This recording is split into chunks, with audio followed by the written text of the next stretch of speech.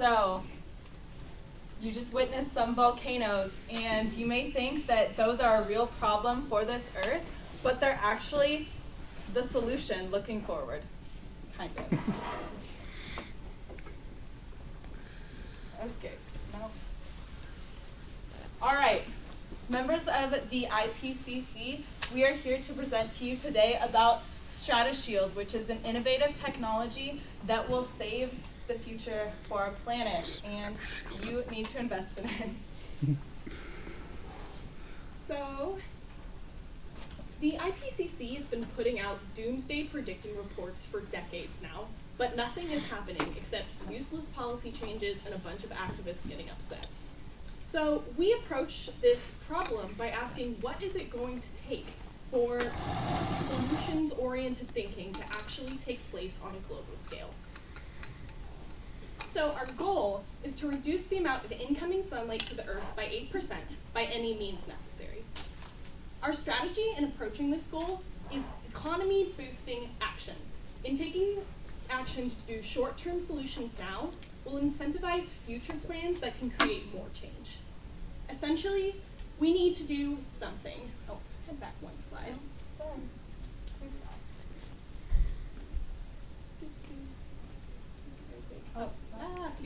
Essentially, we need to do something. Someone needs to do something, or no one is ever going to do anything, and it's going to be too late. The solution is sulfur dioxide, which is a compound naturally found in volcanic eruptions. We can't exactly trigger a volcano. We don't have the technology to do that. And we can't control volcanic eruptions. But what we do know is that sulfur dioxide is an immediate and an economically feasible solution to the problem. Consider the 1992 Mount Pinatubo eruption. 20 million tons of sulfur dioxide were emitted into the atmosphere, which lowered the northern hemisphere temperature by 0.5 degrees Celsius. That is a big impact. But how do we control this? So, we propose StratoShield. So Don't you have a theme song? We're working on it. So what is StratoShield? StratoShield infuses the atmosphere with sulfur dioxide. We propose that there's going to be 2 sulfur dioxide burning plants for atmospheric infusion. One plant is only going to cost $1 billion, and it'll encourage economic growth and collaboration. So this plan draws from recent research by high-profile geoengineering initiatives. We're going to walk you through a couple of these initiatives to get a better sense of what StratoShield will actually look like. So one of these is the Stratospheric Particle Injection for Climate Engineering Project, or SPICE. So they sought to mimic the action of volcanoes like Mount Pinatubo by pumping sulfur dioxide into the stratosphere through a pipe. This was reported by the New Yorker. Additionally, Nathan Meyerwald, who owns Intellectual Ventures and is a former Microsoft executive, has a plan to pump sulfur dioxide through a pipe suspended by high-altitude balloons. Meyerwald, again, works at Microsoft, very intelligent man. He predicts that just one of these pipes would do the job for the entire northern hemisphere and would cost less than $1 billion. This was reported in Time. Oh, so this is kind of the sense of what StratoShield is. Carson's going to walk us through some of the logistics of our plan. So let's talk about what we need to do to make StratoShield work. This is a simple illustration of how a volcanic eruption actually is able to shield the atmosphere from some of the incoming sunlight. What you see here is the sulfur dioxide gas that's produced turns into sulfuric acid in the atmosphere and forms aerosols, or small particles, that help to reduce the incoming sunlight and scatter some of it coming in, reflect some of it back out. This plan is... So I have to be annoying and ask a really important technical question since you're trying to pitch this idea to me.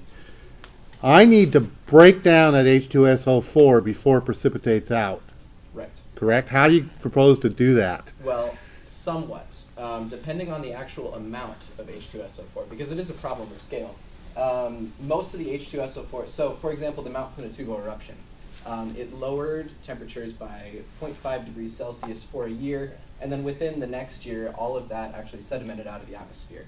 And that can cause problems with acid rain, other environmental problems.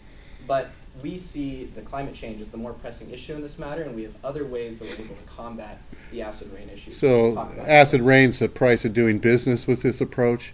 Yes. But on a smaller scale. StrataShield is effective, helpful, and a more controlled way of monitoring climate change and reducing its impacts immediately. We can't wait past 2050 for anything to change. That will leave most of the world without fresh water. This is the most effective and most timely plan to avoid catastrophic climate change. So where can we get the sulfur? Well, currently sulfur is being mined around the Pacific Ring of Fire near hot springs and volcanoes, surprisingly, right? But fossil-based sulfur deposits are also found near the Gulf of Mexico and in Eastern Europe, which are currently unworked because they're not needed for current industry, which uses a lot of sulfuric acid. So our plan is actually able to use this existing infrastructure for these fossil-based sulfur mines in the United States, Russia, Turkmenistan, and Ukraine, which is not only an effective and a cost-effective way of getting this sulfur, but can also improve the economies within these countries. It will create jobs for many workers who are currently out of luck, and that is why our plan is able to merge climate change initiatives with positive economic feedback. All right, so here is our plan for StrataShield. So by 2020, the plan proposal will be accepted by all 195 IPCC countries. And then in between that time, when it's accepted and when we start plant and pipe construction, we're going to establish promotional partnerships with groups who are working towards mutually beneficial relationships between both the environment and business. So some of these, for example, are the Ecosystem Alliance, which we will establish a personal partnership with in Brazil, also the Natural Resources Defense Council, and 1% for the Planet. In addition, we're looking to get investment from huge technology companies like Microsoft and Global Good, which is a brainchild of Bill Gates, and these companies are looking to take on some of humanity's toughest problems through the power of invention by drawing on resources that are normally reserved for commercial processes in the industrialized and developed world. So these companies' missions clearly align with what StrataShield is trying to do, so those partnerships are vital for us. Then, in 2023, we will begin building plants and pipes in Russia and Brazil. We chose Russia for the northern hemisphere because our pipes, or some of our mines, are located in Russia, Turkmenistan, and Ukraine, so it's a very centralized location.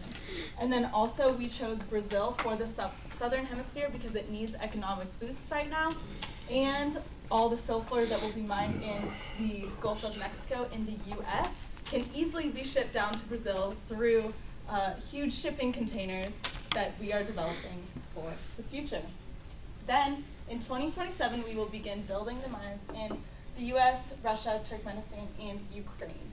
So the mines are expected to take about 5 years to build, and then the plants and pipes are expected to take 10 years. So in roughly 2032, StrataShield will go into effect in both the hemispheres.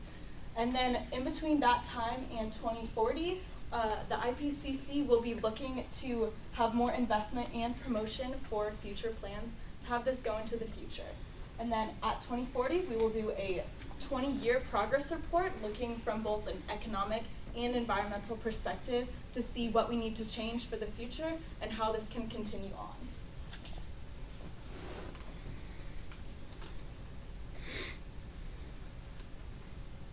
Okay, so you brought up earlier the question of acid rain, which is a very important drawback to our plan. But there are certain systems in place that are able to actually buffer these effects of acid rain and reduce the possible impact to the environment. So ecosystems vary in their soil's ability to absorb some of the acidity coming in from acid rain. So certain ecosystems are at much higher risk than others.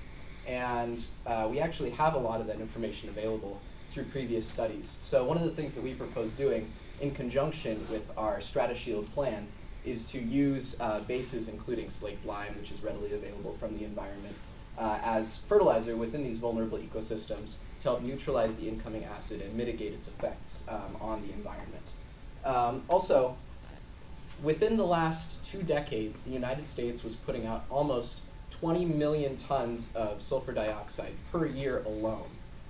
Recent EPA regulations and things like that have gotten the sulfur dioxide impact from our country significantly down.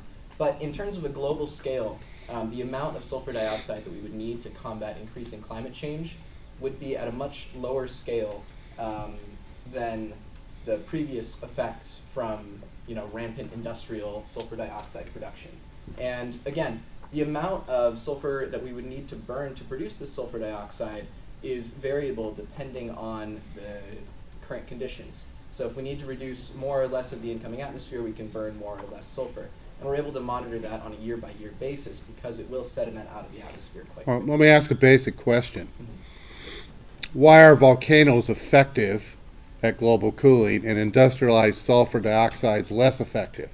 Mainly because of the release pattern. So obviously, as we were talking about, it has to be released into the stratosphere. Okay, fine. And it has to be converted into... You have to repeatedly emphasize that to the IPCC. Yes. So That we're industrial direct sulfur sources stratospheric are injection. very, very bad because they do not go into the stratosphere. However, our plan is able to take those previously harmful emissions and turn them into a positive effector against climate change, helping to save our environment.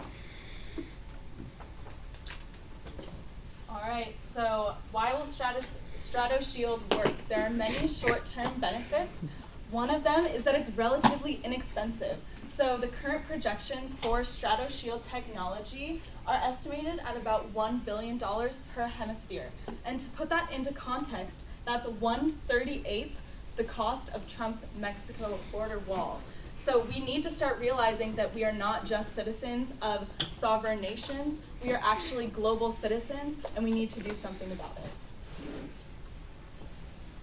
In addition, StratoShield is good for business. It will revitalize the sulfur mining industry, which was recently diminished, and it will provide a multitude of jobs in multiple countries. In addition, the investment and the brand citizen partnership opportunities will be very good for brand imaging for those large companies.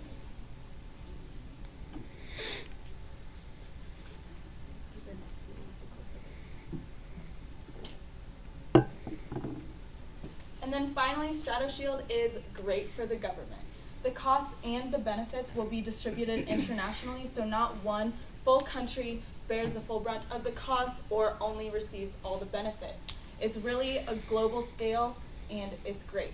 And also, it's an alternative to divisive carbon policy. So carbon emissions have been at an all-time high, and businesses and countries aren't really looking to regulate that, and they don't want to diminish it because it could also diminish productivity and GDP. So it provides us with a lot of time to further economic, cultural, and political progress towards change in order to make long-term changes in the future. So in the long term, global climate change is a multifaceted problem with many consequences. So this allows for low costs for resource allocation towards some of these other problems.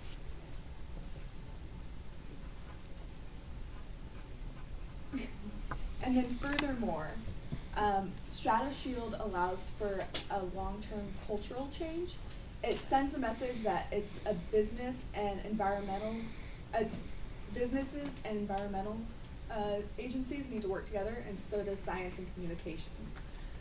It combats the stagnancy of climate change initiatives, and it also allows for future collaborative solutions. In short, though this solution isn't perfect and doesn't address every facet of global climate change, it's something, and someone needs to do something for this stagnancy to continue.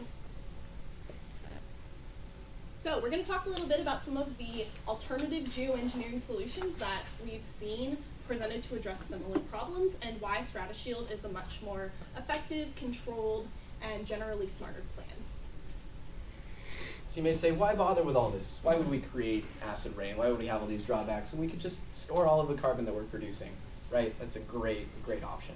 Except, there's only 21 plants currently in the United States, and it would take 3,400... That's the world. In the world? Yeah, that's... In the world. And it would take 3,400 in the U.S. alone by 2050 That's true.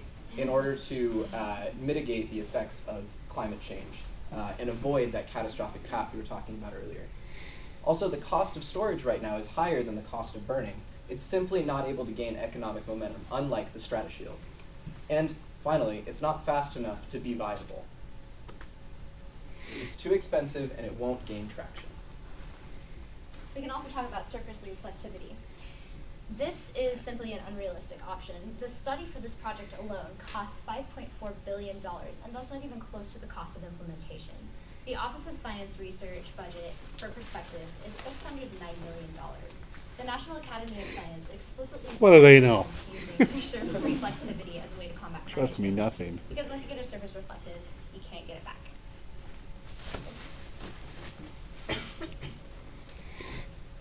This is simply too dangerous and too ineffective. What about ocean modification?